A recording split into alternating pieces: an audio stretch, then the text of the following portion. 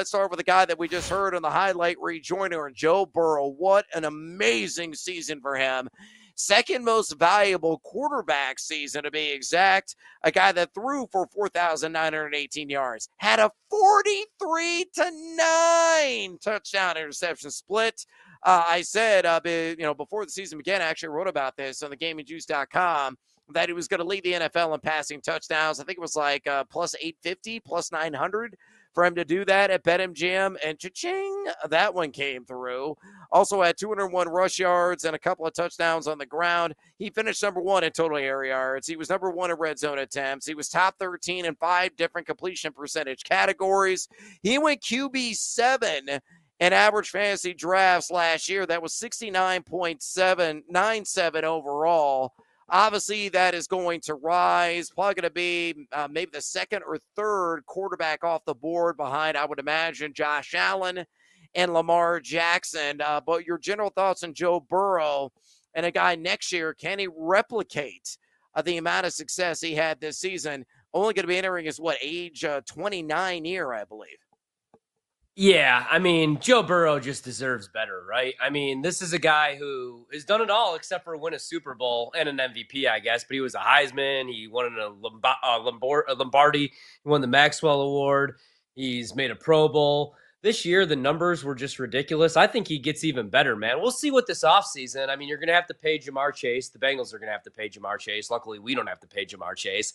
I don't know how or if it's possible, but man, I would love for them to have at least one more year with T. Higgins, who played on the franchise tag. You're probably not going to be able to pay T. Higgins and Jahmyr Chase, but Burrow, man, number one in passing snaps, number one in dropbacks, attempts.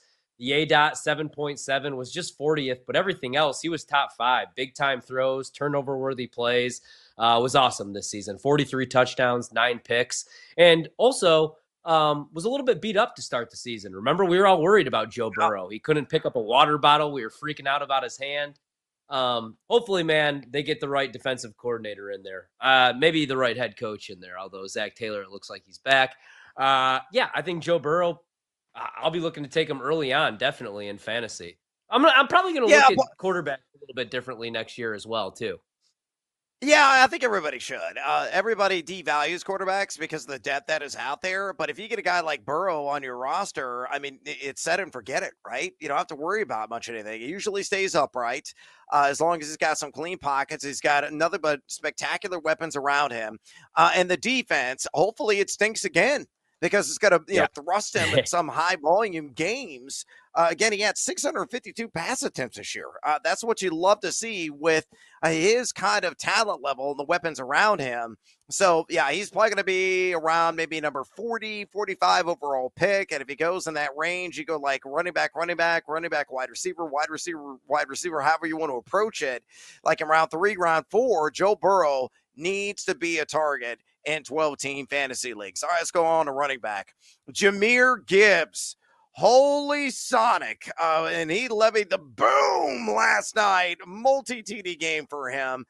Believe it or not, he usurped Saquon Barkley, if you include week 18, in total fantasy worth.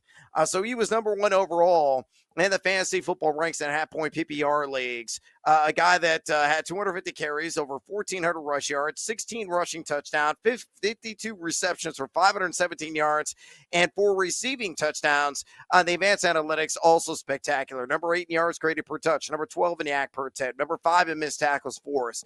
He was the 5th overall fantasy running back off the board in drafts this past year with 14.30 overall. But it's pretty easy to argue he's in the number 1 overall conversation for next year's drafts, no matter what his role is with Dave Montgomery on roster. Yeah, completely agree. I've always been a big Jahmyr Gibbs fan. I feel like I've known about Gibbs before anybody else. I bet him to win the Heisman when he was at Georgia Tech. He ends up transferring over to Alabama.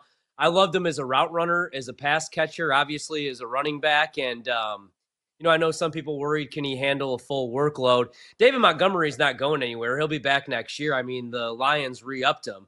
I guess the only concern would be Montgomery's still there, touchdown vulture, and you're probably going to lose Ben Johnson as the play caller, but Gibbs is a number 1 back anywhere else, and I think he is a take on a big workload, 20 to 25 touches per game. And last night, I mean, even if you listen to his interview and then he was on with Scott Van Pelt after the game, you could tell like he's a team player, loves David Montgomery, but would also like a bigger workload. He was like, yeah, it was kind of my coming out party and I finally got the touches. And that was my first 4 touchdown game since college when he did it against Tennessee. So I think he's only going to continue to get better the more and more touches he gets. I'm going to bet him to win Offensive Player of the Year. I did it this year. Unfortunately, it didn't work out. I'll do it again next year. Yeah, look, I actually like to tandem with Montgomery. And maybe Montgomery takes on a little bit more of a lighter role. Maybe it's like a true 60-40 advantage Gibbs, but that keeps him upright, right? I don't think you want to burden him with 20 to 25 touches every single week, every single game, because he's going to break down eventually. And the other strong takeaway about Detroit, that offensive line is still going to be the best in football next year. Yep. So you have a superior offensive line, great offense, with or without Ben Johnson, won't matter. Jahmyr Gibbs, very much in the top 3 overall conversation heading into next year's fantasy drafts. What about Jonathan Taylor, former arguably number 1 overall pick just a handful of seasons ago?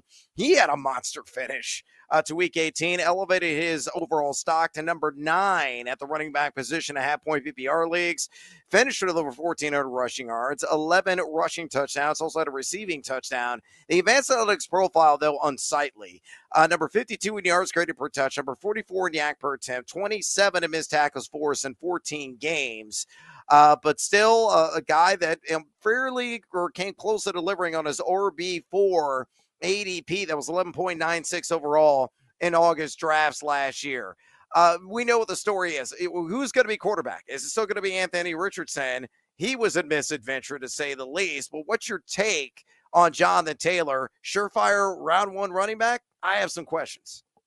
I have some questions too. I mean, the numbers like on paper look great, but if you look at like some of the rushing grades, man, it dipped this year. He's going to be another year older. He's still only 25 years old. My concern, even coming out of Wisconsin, was he had a heavy workload there with the Badgers. I worry a little bit about Shane Steichen. Going into the year, I was kind of high on the Colts, man. I was a big Steichen fan, and he was a mess this year. The quarterback position's a little bit of a mess, and if you're one-dimensional, and you have Anthony Richardson behind center who can't throw the football, teams are able to stuff the box, commit more men in the box. I worry a little bit about Jonathan Taylor as a first-round pick. I mean, he's still going to put up numbers. I think you might be able to get him in the second, third round. I'm definitely there's guys I like that are younger, right, over Jonathan Taylor, definitely going into next year. Yeah, I worry about the breakdown. I worry about the touchdown vultures from Anthony Richardson and really just the health Yeah. of that offense. If Richardson is the guy under center, remember, he finished dead last in adjusted completion percentage. So he's still growing as a passer and may never really reach his full potential. So, yeah, he would probably be a must avoid for me if he's still going in the latter half of round 1 in fantasy drafts here on Jonathan Taylor. Let's go to my cousin, Mike Evans, who's $3 million richer after how he finished the game yesterday. Another 1,000-yard season, 110 targets, 74 receptions, 1,004 yards, 11 touchdowns is what he had. 7.4 targets per game, number 38 in ADOT, number 24 in total air yards, number 11 in yards per route run, number 50 in total route wins, all decent production across the board. Wide receiver 9 is where in half-point PPR leagues. He's going to be 32 next year.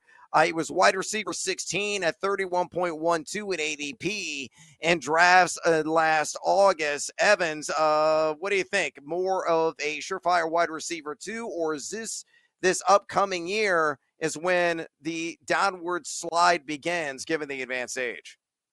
Yeah, that's what scares you a little bit is the age, right? He'll be 32 years old, but you didn't see any drop off, any dip off in his play. So I still think wide receiver number 2. I think probably right where he finished. I mean, right where he was drafted last year. I don't see any regression from Evans, man. The only reason, like this year, there were some injuries, right? And that'd be the only worry, though. I mean, when the decline comes, it comes fast with these wide receivers. That's what you worry with a guy like Devontae Adams, Mike Evans, but I'm still taking them, man. They're still reliable and consistent. Yeah, look, his ADP may dip and maybe around 40 to 45 in that range, and I'd still invest in him all diggity day long, especially with the renaissance of one Baker Mayfield, right? Baker Mayfield was dealing, and he ain't going anywhere from Tampa, so that's always a good sign, that continuity there.